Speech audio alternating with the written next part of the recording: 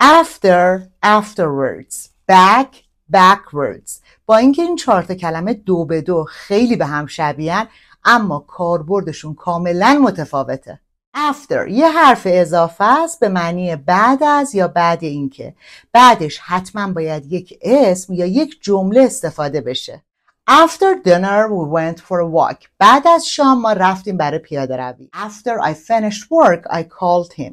بعد از اینکه کارم تموم شد بهش زنگ. Afterwards یک قیده و کاملا مستقل استفاده میشه و توی فارسی میتونی بعدش ترجمهش کنی. در کنار afterwards نه نیاز به اسم داری نه یک جمله.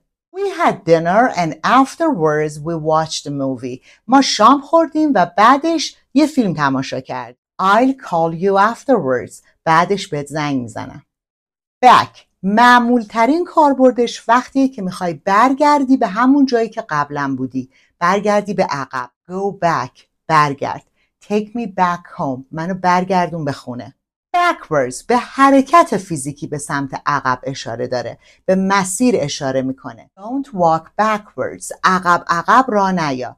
He fell backwards. اون از عقب خورد زمین.